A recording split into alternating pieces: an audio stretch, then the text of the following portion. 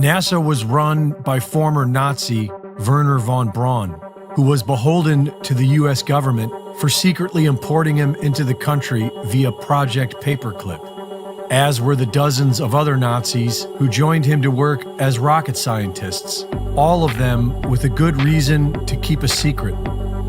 And the overwhelming majority of astronauts were Freemasons and the sons of Freemasons. Freemasons swear on their lives to keep the secrets they are entrusted with. Why on earth would anyone trust NASA?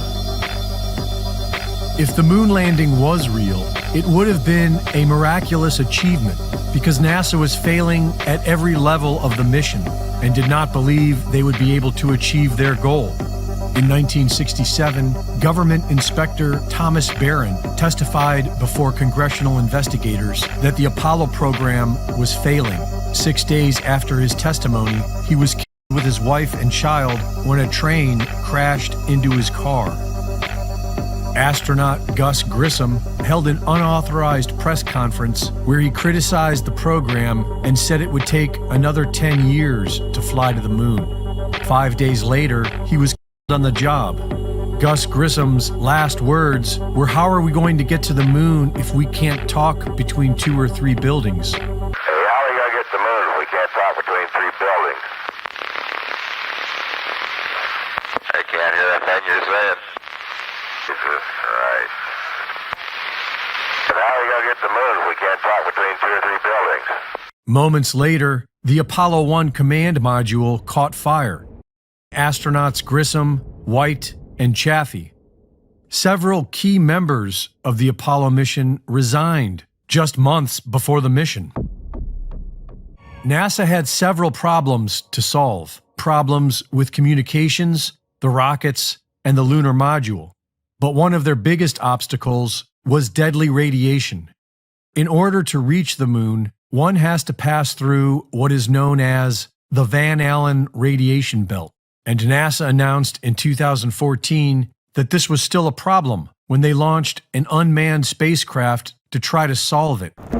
Radiation like this could harm the guidance systems, onboard computers, or other electronics on Orion. Naturally, we have to pass through this danger zone twice, once up and once back.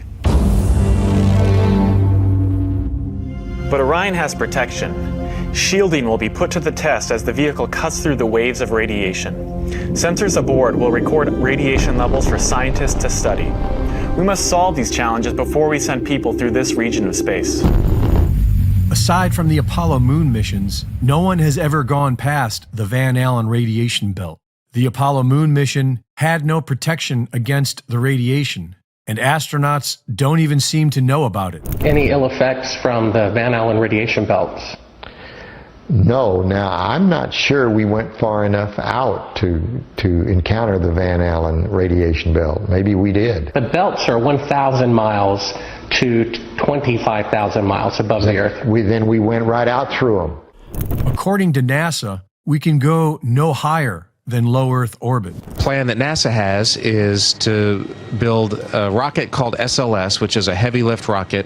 It's something that is much bigger than what we have today, and it will be able to launch the Orion capsule with humans on board, as well as landers or other components to destinations beyond Earth orbit. Right now, we only can fly in Earth orbit. That's the farthest that we can go, and this new system that we're building is going to allow us to go beyond and hopefully take humans into the solar system to explore. So the moon, Mars, asteroids, there's a lot of destinations that we could go to.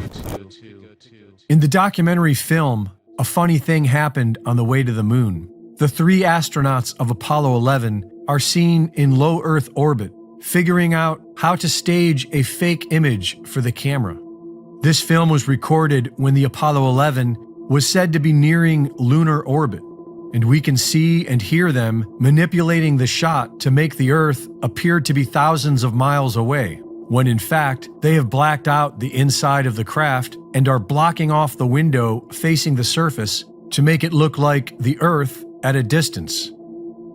When we hear Houston radio approval for the shot, the astronauts do not respond until an unknown third party can be heard whispering, "Talk." Hello, Apollo 11. Houston, Goldstone says that the TV looks great. Over.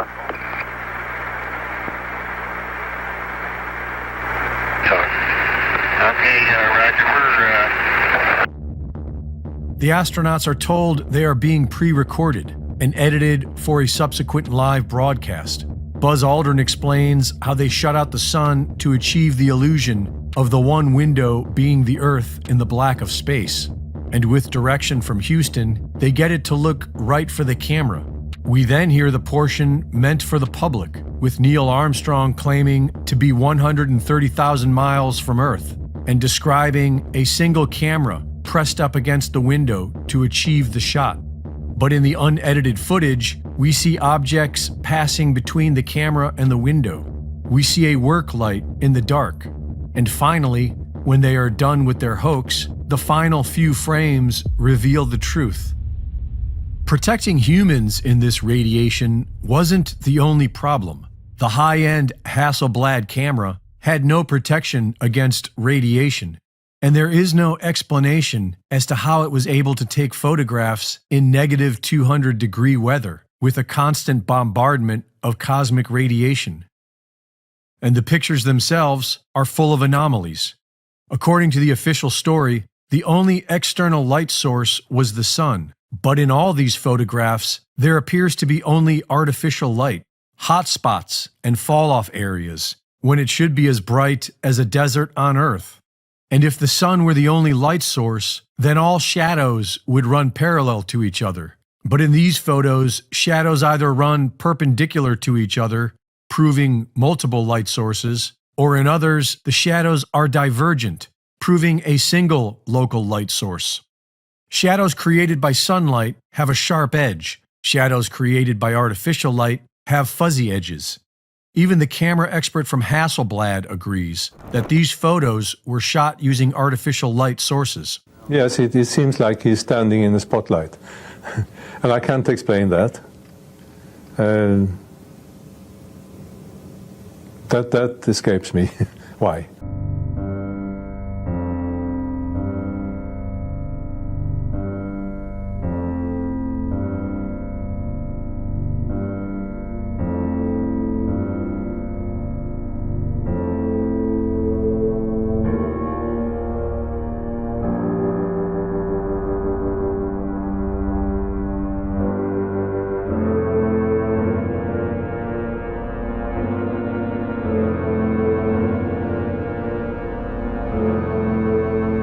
The photographs all appear to have been taken on a professionally lit soundstage, which could have easily been part of their billion-dollar simulation project. And when you compare scenes from the Apollo moon landing footage with scenes from Stanley Kubrick's 2001 A Space Odyssey, there is strong evidence that the exact same technology was used.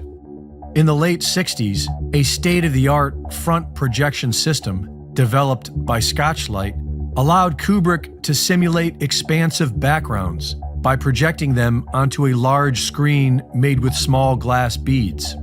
The giveaway for this cinematic trickery is that the foreground must always hide the bottom of the Scotchlight projection screen in the background. In order to do this, the bottom of each set needs to have a complete horizon line between the set in the foreground and the screen in the background. And we can see this signature in all the Apollo images. We can also see light refraction off the glass beads in the Scotchlight screen. The lunar module appears to be cheaply constructed with tinfoil and Scotch tape, and the 10,000-pound thrust rocket on this flimsy craft didn't even leave a mark in the ground beneath it. There is no moisture or discernible atmosphere on the moon, and yet we can see mud and dust being flung into the air. In an original recording between Houston and astronauts on the moon, a reply is heard instantly, which would not be possible from that distance. Roger, Jim, copy. And are you progressing towards Dune Crater now? Yep. The same recording was then edited for a public broadcast, and 4 seconds were added. Roger, Jim, copy.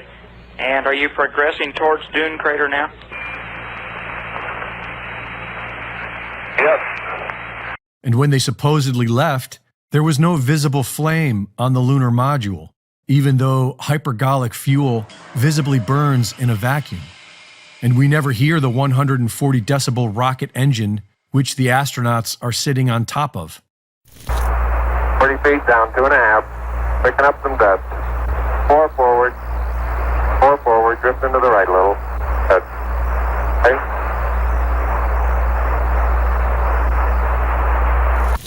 During takeoff, when it would have been burning at its loudest, an astronaut plays a musical recording, accentuating how quiet it is inside the craft. 99 Pro. Good liftoff. Automatic.